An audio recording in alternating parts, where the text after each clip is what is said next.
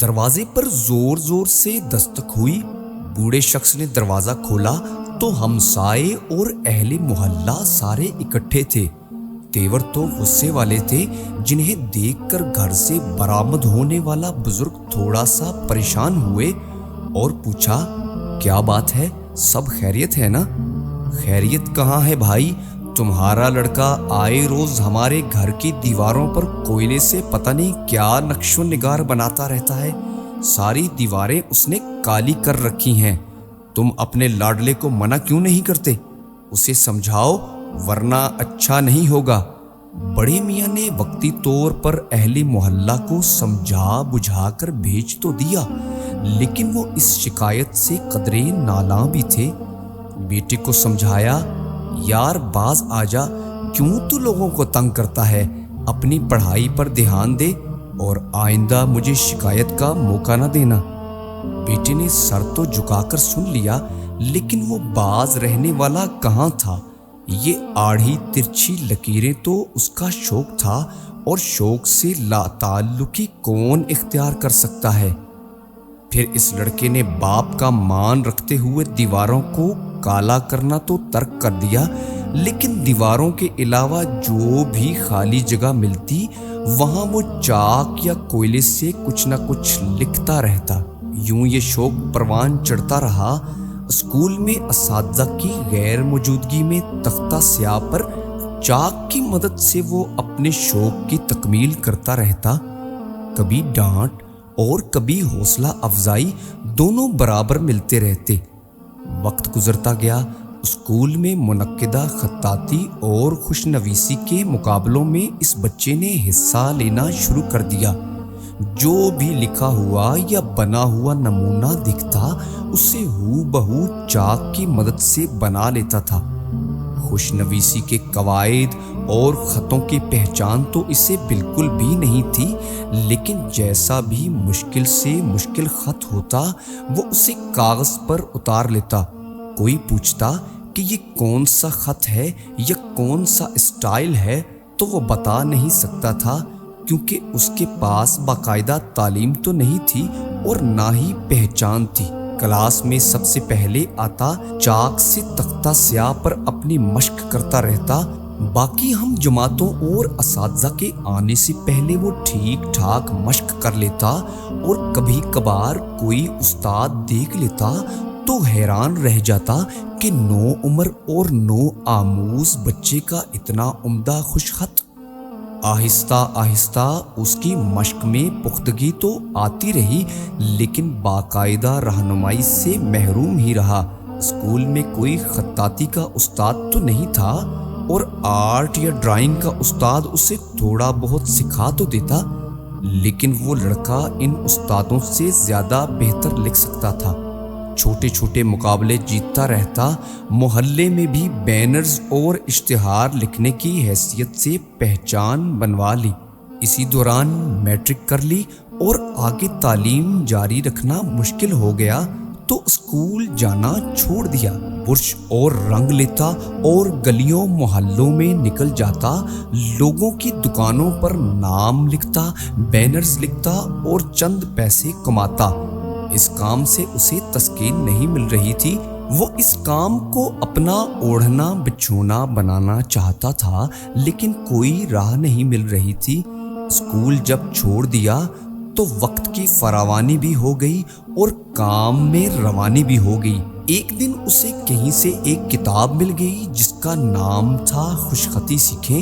اس کتاب میں اردو اور عربی کے خطوں کے متعلق معلومات تھیں، جیسے برش، قلم اور رنگوں کی بنیادی معلومات۔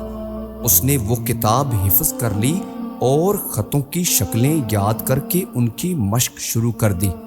ایک دن وہ بڑی کتابوں کی دکان میں گیا اور وہاں سے اپنے کام سے متعلق کسی کتاب کا پوچھا۔ اسے کوئی خاص کتاب تو نہیں ملی، مگر عربی رسم الخط کے متعلق اسے ایک چھوٹا سا کتابچہ مل گیا۔ اس نے وہی خرید لیا۔ اب عربی تو وہ جانتا نہیں تھا اور نہ پڑھ سکتا تھا، لیکن عربی خطوں کی شکلیں اسے پتہ چل گئیں۔ چھوٹے چھوٹے کام کرتے ہوئے وہ بڑی بڑی کمپنیوں اور اداروں کے کام کرنے لگا۔ ایک دفعہ کراچی کی ایک مصروف شاہراہ پر وہ یوں ہی تاج کمپنی کا سائن بورڈ لکھنے میں مصروف تھا کہ ایک بڑی گاڑی اس بورڈ کے نیچے آ کر رک گئی اور گاڑی میں بیٹھے شخص نے اسے نیچے آنے کا اشارہ کیا۔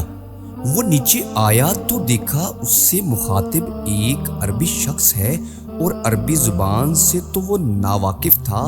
اس بڑی گاڑی کے پیچھے ایک چھوٹی گاڑی بھی آ کر رکی، اس میں عربی شخص کی جان پہچان والا ایک پاکستانی تھا۔ وہ نیچے اترا اور اس لڑکے سے کہنے لگا کہ شیخ چاہتا ہے کہ تم اس کے ساتھ سعودی عرب چلو اور وہاں جا کر اس کے لیے خطاطی کا کام کرو۔ لڑکا کہنے لگا کہ مجھے تو عربی بولنا اور لکھنا آتی ہی نہیں، میں یہ کام کیسے کروں گا؟ تو اس شخص نے کہا کہ تم جس خط میں یہ بینر لکھ رہے ہو یہ عرب کا مشہور خط ہے اور اسے ہر کوئی لکھ بھی نہیں سکتا، تو تم اسے کمال مہارت سے لکھ رہے ہو اور کہتے ہو کہ میں جانتا بھی نہیں۔ وہ عربی سعودی سفیر کا دوست تھا اور پاکستان سے ہنرمند افراد کو لینے آیا تھا۔ اسے پاکستانی خطاط لڑکے کا کام پسند آ گیا اور اسے ساتھ چلنے کا کہا۔ یوں گھر سے اجازت لے کر اس نے پاسپورٹ بنوا کر شیخ کے حوالے کیا اور چند دنوں بعد وہ سعودی شہر ریاض میں بیٹھا بینرز لکھ رہا تھا۔ جب کام کرتے ہوئے کافی سال گزر گئے تو سعودیہ میں رہنے سے ایک تو اس نے عربی زبان میں مہارت حاصل کر لی، دوسرا تمام عربی خط اور رسم الخط میں وہ تقریباً کمال درجے تک جا پہنچا۔ اس کا کفیل اچھا آدمی تھا اور اس پاکستانی خطاط کی بے پناہ عزت بھی کرتا تھا۔ وہ اپنے کفیل سے اجازت لے کر کئی بار عمرہ اور زیارتیں وغیرہ بھی کر آیا۔ ایک دفعہ مدینہ منورہ اور مسجد نبوی شریف کے اندر نماز ادا کرتے ہوئے اس کے دل میں خواہش نے جنم لیا کہ کاش مجھے موقع ملے اور مسجد نبوی صلی اللہ تعالیٰ علیہ وسلم کے اندر اپنے ہاتھ سے ایک تختی پر ایسی خطاطی کروں کہ دنیا حیران رہ جائے۔ یہ خواہش لے کر وہ وہاں سے ریاض آ گیا۔ کام کاج کرتا رہا، وقت گزرتا رہا، لیکن خواہش برابر پروان چڑھتی رہی۔ ایک بار اس نے کہیں سے سنا کہ مدینہ منورہ میں اعلان ہوا ہے کہ دنیا بھر سے خطاط حضرات کو دعوت ہے کہ وہ ایک مقررہ تاریخ پر ایک مخصوص رسم الخط میں ایک مخصوص عبارت لکھ کر جمع کروائیں۔ جو خطاط اس مقابلے میں پہلی پوزیشن حاصل کرنے میں کامیاب ہو گیا اسے مسجد نبوی صلی اللہ تعالیٰ علیہ وسلم کا خطاط مقرر کیا جائے گا۔ اسے لگا جیسے اس کی خواہش پوری ہونے کا وقت آ گیا۔ وہ وہاں گیا تو دیکھا وہاں دنیا بھر سے ایسے ایسے خطاط کام لے کر آئے تھے کہ ان سب کے سامنے اس کی حیثیت کچھ بھی نہیں تھی۔ وہ گیا اور اپنا کام پیش کرنے کی خواہش کی، لیکن کسی نے بھی اسے سنجیدہ نہ لیا۔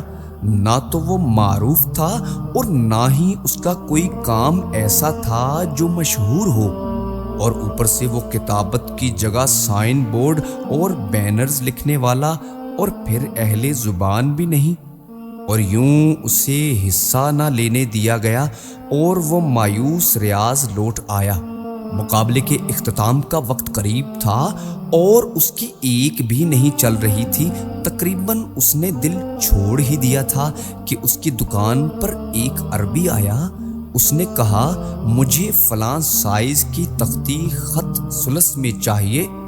اس نے لکھ دی تو وہ حیران رہ گیا کہ اتنے چند ریالوں میں اتنا بہترین کام تو کوئی اور نہیں کرتا۔ اس نے کہا تم میرے ساتھ چلو اور میرے لیے کام کرو، وہاں معاوضہ دگنا ملے گا۔ اس لڑکے نے انکار کر دیا تو وہ عربی کہنے لگا میں ایک دکان مدینہ منورہ میں کھولنا چاہ رہا ہوں، اگر کوئی دوسرا خطاط ہوا تو بتانا۔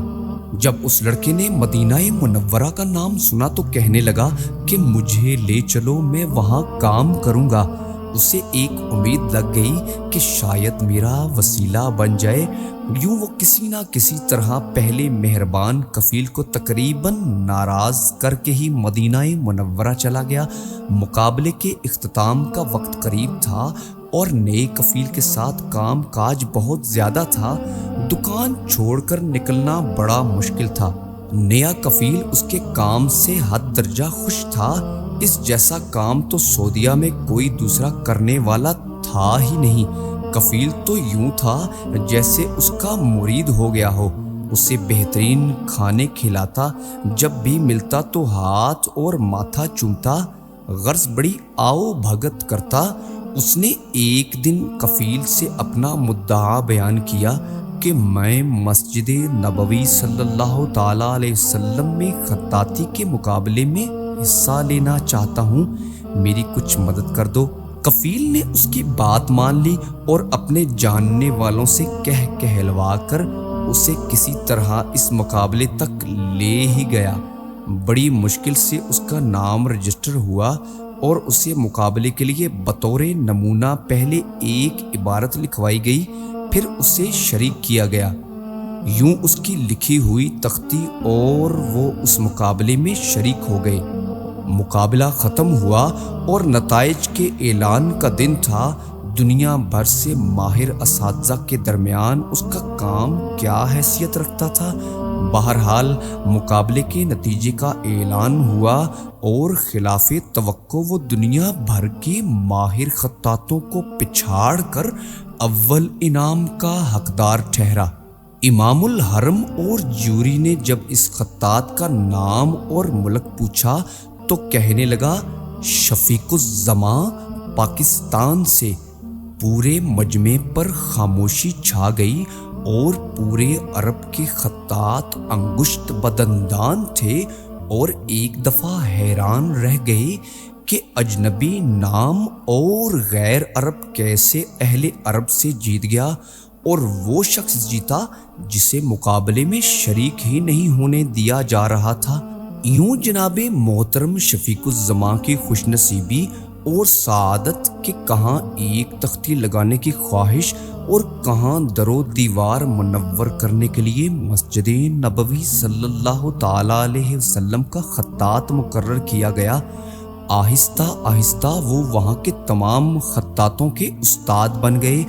آج سعودی عرب میں نصف صدی کے لگ بھگ عرصہ گزارنے کے بعد مسجد نبوی صلی اللہ تعالیٰ علیہ وسلم کے در و دیوار پر 85% کام شفیق الزماں کے ہاتھ کا لکھا ہوا ہے۔ حتیٰ کہ جس دروازے باب السلام سے داخل ہو کر اور جس مقام پر پہنچ کر سارا عالم اسلام روضۂ اقدس صلی اللہ تعالیٰ علیہ وسلم پر حاضری اور سلام پیش کرنے کی سعادت حاصل کرتا ہے، ان تمام جگہوں کو شفیق الزماں کے قلم اور برش نے مزین کر رکھا ہے۔ ایک اجمی کا خطاط المسجد النبوی بننا ایک معجزہ اور ایک سعادت سے کم نہیں۔ آج حرم مکی کے امام اس حرم مدنی کے خطاط سے ملنے میں سعادت اور فخر سمجھتے ہیں، اور حرمین شریفین کے تمام خطاطی کے کاموں کے لیے شفیق الزمان سے مشاورت کی جاتی ہے۔ اللہ کریم ان کی اس کوشش کو اپنی بارگاہ اقدس میں قبول و منظور فرمائے، آمین یا رب العالمین۔